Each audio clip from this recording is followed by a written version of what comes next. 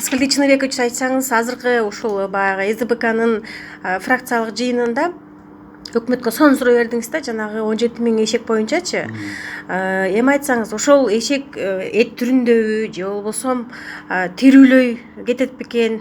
Анан кийин деген эми депутат болгондон кийин сиздин кабарыңыз бар.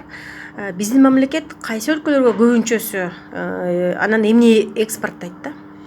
Мен ошо бүгүн өкмөттүн экспорт импорт жөнүндөгү баяндамасын угуп көрүп анан даярданып туруп ошол 2017 жылдагы Кыргызстандын экономикасынын ички дүң процессинин көлөмү жөнүндө көрүп, анан экспорт менен импорттун салыштырмалуу көлөмүн көрсөм, бизден эң эле көп ошо экспорттогон бул алтын экен, анан кен байлыктар экен. Эң эле көп бизге келген бул импорттун көлөмү, бул албетте Кытайдан келет, анан Орусиядан келет да, мисалы темир рудалар келет экен бизге, Орусиядан кийим кечилер келет экен, эң эле көп Туркиядан келет экен. Анан кийин ушу даже Белоруссиядан бизге жалаң тоок эттер келет экен. Биз өзүбүздөн экспорттун көлөмү өтө эле аз экен да, анан эң эле көп бизге 6 миллиард болсо, ошонун 5 миллиарды бизге импорт түрүндө келет экен.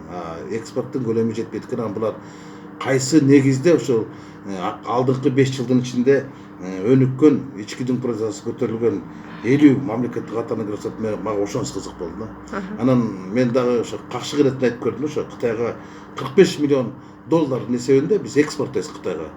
Ошол эшектен башка эмнени экспорттойбуз деп сурадым да. Анан эшекти мен сурайын деп турганым, былтыркы жылы 5000ден ашык эшек экспорттолду деген да. Бүгүн ошо жанагы ветеринар башчысы айтып атат, 17.000 эшек экспорт болгон дейт. Эшектин мен билгениме караганда мунун тирүүлөй алып кетишет дагы, эттерин кадимкидей эле азык катары тушенка кылып, баягы жаз аткаруу жайларында абакта жаткандарга пайдаланышат дейт. Ал эми териси, бурунку эң эле баалуусу териси экен. Ошо териси, ошо мен кээ бир Кытайга каттап жүргөн бизнесмендерден сурасам, булардын эшектин териси $700-900 тегерегинде турат дейт.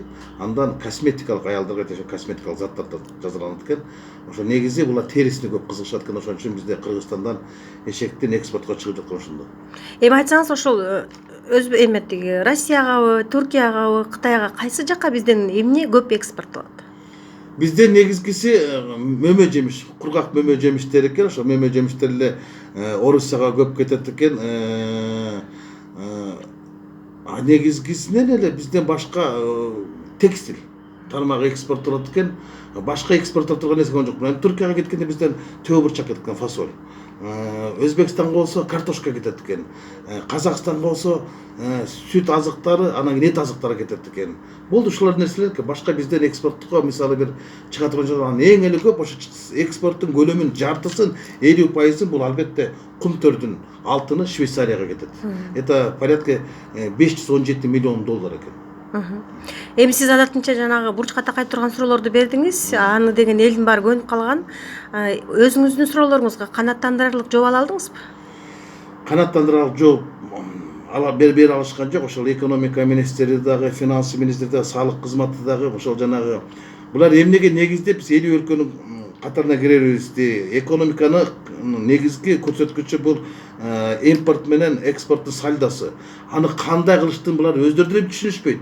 Булар жөн эле популисттик кадам менен биз 50 мамлекеттин катарына киребиз атканы менин ачуума тийди да. Эгерде бизде кумтөр, эгер Кыргызстанда 230 миллиард сомго товар өндүрүлө турган болсо, ошонун 100 миллиардын только кумтөр берет. 130 миллиард. Эгер кумтөр жок, Кыргызстан экономикасын кармап барыш кыйын. Кыргызстандагы доллардын курсун кармап турушу, Кыргызстандын экономикасын кармап турушу бүгүнкү күндө түздөн түз кумтөргө гана ылайыкташтырылган. Эгер кумтөр бир күн токтоп кала турган болсо, бизде экономика өлдү дей берсек болот. Анан булар отуруп алып эле ойду тоону карашып эле эмнеге негизде атат билбейм. Мисалы Кыргызстанда акыркы жылдары бир дагы өндүрүштүк ишкана кирген жок да. Мисалы кумтөрдөн кийин эле ким төлөйт бизде эң көп салыкты? Бул албетте Мегаком, Альфа Телеком дейт, Нур Телеком, анан Билайн. Эң негизги киреше берип турган ушулар эле кумтөрдөн кийин. Башка жок бизде.